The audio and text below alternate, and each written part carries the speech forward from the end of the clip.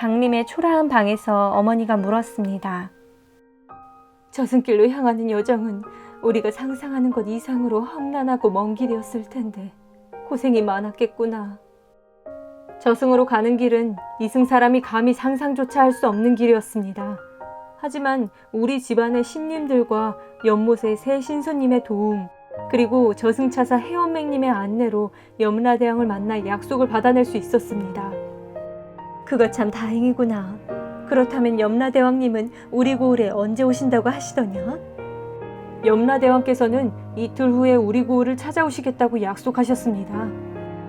어머니와 마찬가지로 강림도령의 귀환을 기다리던 김치원이 집 앞을 지나가다가 강림도령의 목소리를 듣게 되었습니다.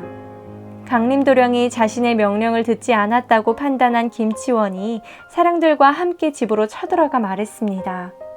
강림이 이놈, 너를 보내 염라대왕을 데려오라 했건만 여기서 뭉개고 있었다니 이게 무슨 경우란 말인가? 억울했던 강림도령이 저승으로 향하며 겪은 모험을 설명했지만 김치원은 그 말을 믿지 않고 결국 사령들을 시켜 강림도령을 강제로 관하로 데려갔습니다. 강림을 당장 옥에 가두어라. 만약 이틀 내에 염라대왕이 나타나지 않는다면 이 녀석은 죽음을 면치 못할 것이다. 강림도령은 억울한 마음을 안고 감옥 속 어두운 방에 갇혔고 모험 때와는 다르게 시간이 느리게 흘러 약속된 날이 되었습니다. 하지만 정오가 다가오는 순간까지도 염라대왕은커녕 가마의 그림자조차 보이지 않았습니다. 김치원은 강림도령에게 큰 죄를 물으며 옥에서 끌어내라 명령했습니다. 이제 더 이상 기다릴 수 없다.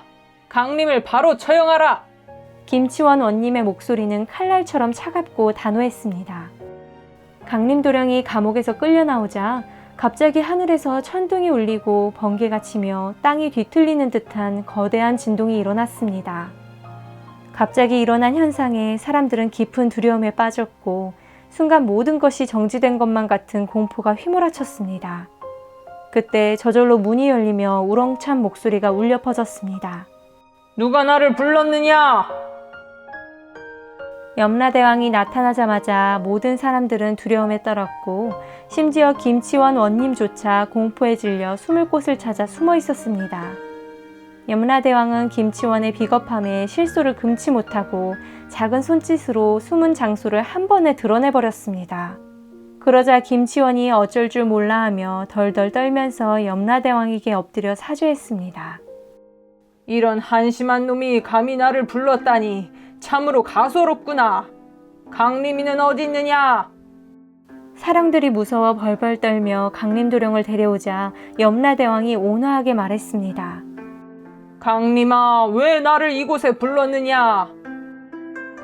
염라대왕은 강림도령에게 직접 물었고 강림도령은 과양상이의 아들 셋에 관한 안타까운 이야기와 그들의 죽음에 대한 의문을 털어놓았습니다.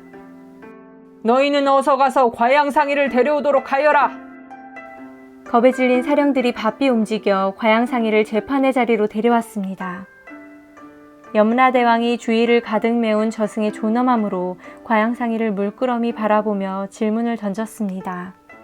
자네의 아들 셋이 한날 한시에 죽었다고 들었네. 그 슬픔이 어떠했는지 말해보거라. 과양상이는 무거운 침묵 끝에 두려움을 이겨낸 슬픈 목소리로 답했습니다. 자식을 잃은 아픔이란 말로 다 할 수 없을 만큼의 큰 고통이었습니다.